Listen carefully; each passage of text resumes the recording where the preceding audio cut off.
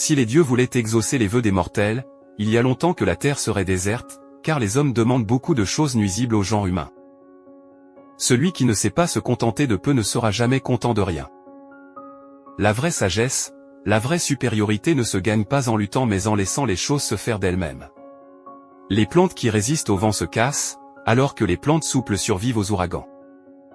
Quand on se suffit à soi-même, on arrive à posséder ce bien inestimable qu'est la liberté. Ce n'est pas tant l'intervention de nos amis qui nous aide mais le fait de savoir que nous pourrons toujours compter sur eux. Hâtons-nous de succomber à la tentation, avant qu'elle ne s'éloigne. Il n'est pas possible de vivre heureux sans être sage, honnête et juste, ni sage, honnête et juste sans être heureux. Ne pas avoir faim, ne pas avoir soif, ne pas avoir froid, celui qui dispose de cela, et a l'espoir d'en disposer à l'avenir, peut lutter comme il arrive, et coulera des jours heureux. Si tu souris, c'est moitié pour ton visage, moitié pour celui d'autrui. La paix, c'est comme un sourire. Le plaisir est le commencement et la fin de la vie heureuse. Ce n'est pas tant l'aide de nos amis qui nous aide que notre confiance dans cette aide. C'est parfois la peur de la mort qui pousse les hommes à la mort. On devrait d'abord chercher quelqu'un avec qui boire et manger avant de chercher quelque chose à boire et à manger. Le dernier degré du bonheur est l'absence de tout mal. Le plaisir n'est pas un mal en soi, mais certains plaisirs apportent plus de peine que de plaisir. Il est plus doux de donner que de recevoir. Chacun de nous quitte la vie avec le sentiment qu'il vient à peine de naître. Mon cœur est saturé de plaisir quand j'ai du pain et de l'eau. Seul celui qui peut se passer de la richesse est digne d'en jouir. Dissimule ta vie.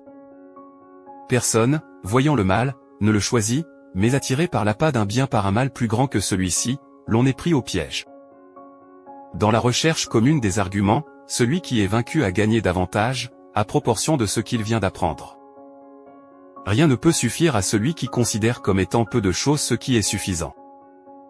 Parmi les choses dont la sagesse se munit en vue de la félicité de la vie tout entière, de beaucoup la plus importante est la possession de l'amitié.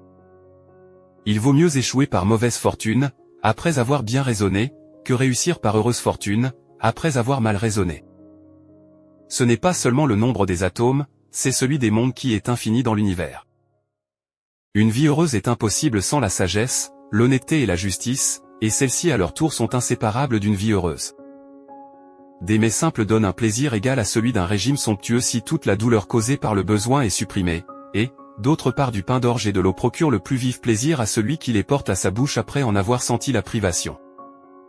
La limite de la grandeur des plaisirs est l'élimination de tout ce qui provoque la douleur. Là en effet où se trouve le plaisir, et aussi longtemps qu'il s'y trouve, il y a absence de douleur ou de chagrin ou des deux à la fois. Il faut méditer sur ce qui procure le bonheur, puisque, lui présent, nous avons tout, et lui absent, nous faisons tout pour l'avoir. Il ne faut pas tant regarder ce que l'on mange que celui avec lequel on mange. Il ne faut jalouser personne, car les hommes de bien ne méritent pas d'être jalousés, et les hommes mauvais, plus leur fortune est bonne, plus ils se corrompent eux-mêmes.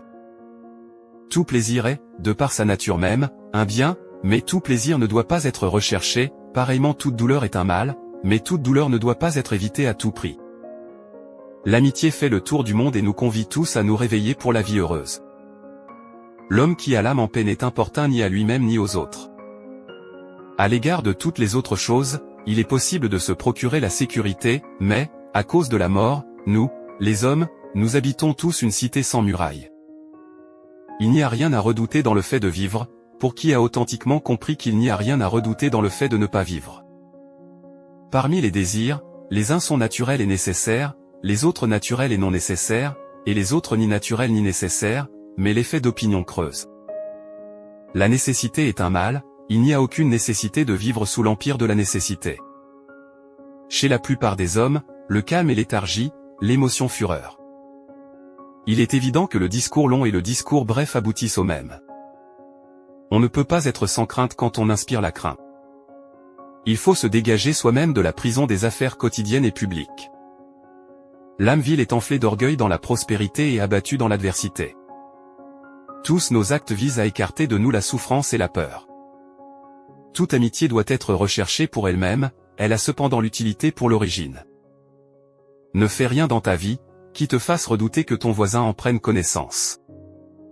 À propos de chaque désir, Il faut se poser cette question, quel avantage en résultera-t-il si je ne le satisfais pas? Nous n'avons pas tant à nous servir des services que nous rendent nos amis, que de l'assurance que nous avons de ces services.